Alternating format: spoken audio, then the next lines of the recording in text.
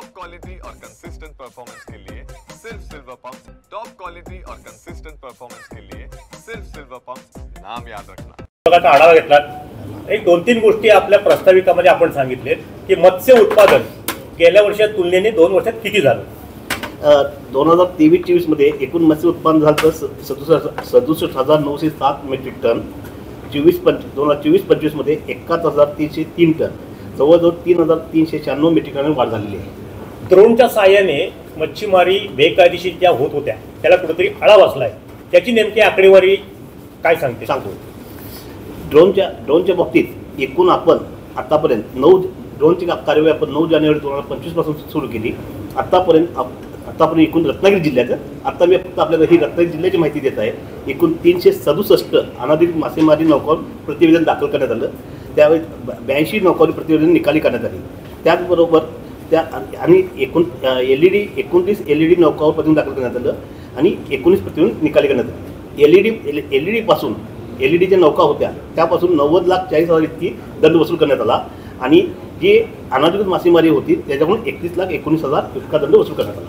मच्छीमारीचे परतावा हा नेहमीच ओरड असते, ह्या वेळेला नेमकी काय परिस्थिती आहे मच्छीमारांच्या परताव्यासंदर्भात? मी इतकं सांगू इच्छितो, मच्छीमारांचा परतावा आमच्याकडून डिसेंबर 24 अखेर पूर्ण झालेला आहे। काही जिल्ह्यांचा जानेवारी आणि फेब्रुवारी 24-25 अखेर देखील पूर्ण झालेला आहे आणि ह्या इथून पुढं मत्स्यमारांचा परतावा त्या वर्षीच होईल, कारण पूर्वीची कुठलीही आता आमच्या थकबाकी शिल्लक नाही। आता बेलकरवाडा फेज 2 मधली काही उर्वरितची कामं बाकी आहेत, त्याची नेमकी स्थिती काय आहे आणि काय उपाययोजना आहे? बेलकरवाडा फेज 2च्या बाबतीत एकूण 11 कामं आहेत आणि 11 कामांच्या बाबतीत 27 कोटीची कामं आहेत। ही कामाच्या बाबतीत टेंडर प्रोसेस सुरू आहे। येत्या 10 ते 15 दिवसात टेंडर प्रोसेस पूर्ण झाल्यानंतर ते देखील काम आम्ही लवकरात लवकर चालू करणार आहोत आणि टप्पा 2ची कामं पूर्ण करणार आहोत। मत्स्य उत्पादनात वाढ होण्याचं नेमकं कारण काय?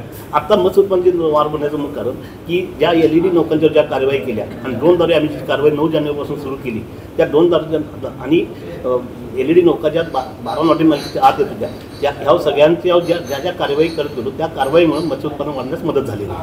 प्रधानमंत्री मत्स्य संपदा योजनेत किती लोकांनी लाभ घेतले रत्नागिरी जिल्ह्यात? प्रधानमंत्री मत्स्य संपदा योजनेत जिल्ह्यामध्ये एकूण लाभार्थी प्रोजेक्ट आहेत। लाभार्थी प्रोजेक्ट एकूण 127 प्रकल्प आहेत, त्यातले 84 प्रकल्प माझे पूर्ण झालेले आणि 43 प्रकल्प सुरू आहेत, ती आता ऑनगोईंग पूर्ण होती। एकंदरीत कोकणचा विचार केला तर मत्स्य उत्पादनामध्ये कोकण नेमका कितव्या क्रमांकावर आहे?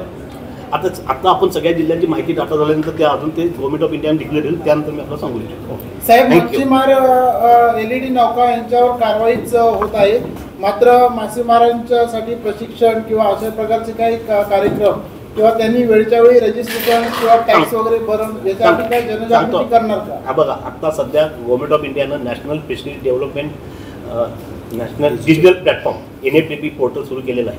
त्या पोर्टलवर जास्तीत जास्त मच्छीमार व्यवसाय, मच्छीमार करणार या सर्वांच्या नोंदणी जास्तीत जास्त करावी, जेणेकरून त्या लोकांना त्याचा फायदा होईल।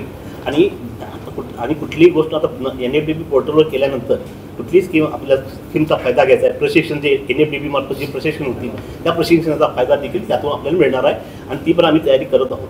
आणि ह्याबाबत जे आम्हाला आता बंदी कालावधीमध्ये आम्ही जास्तीत जास्त यावेळी NFDPची नोंदणी पूर्ण करून घ्या। आता आपण आपल्या राज्यामध्ये 2,31,000 इतकी नोंदणी झालेली आहे, आपल्याला त्यात अजून आपल्याला वाढ करायची आहे आणि आम्ही त्याचे आउटरीच कार्यक्रम पण घेणार आहे। आणि रत्नागिरीमध्ये जवळजवळ 24,697 इतके ह्यांची नोंदणी झालेली आहे। बंदी कालावधीची कडक अंमलबजावणी होईल मत्स्य नक्कीच मत्स्य व्यवसाय विभागामधून बंदी कारवाईची निश्चितच कडक कारवाई आणि जे नियमाप्रमाणे मासेमारी आदी नियमाप्रमाणे जी काय कारवाई ती करण्याची आम्ही दक्षता घेतलेली आहे। धन्यवाद, थँक्यू।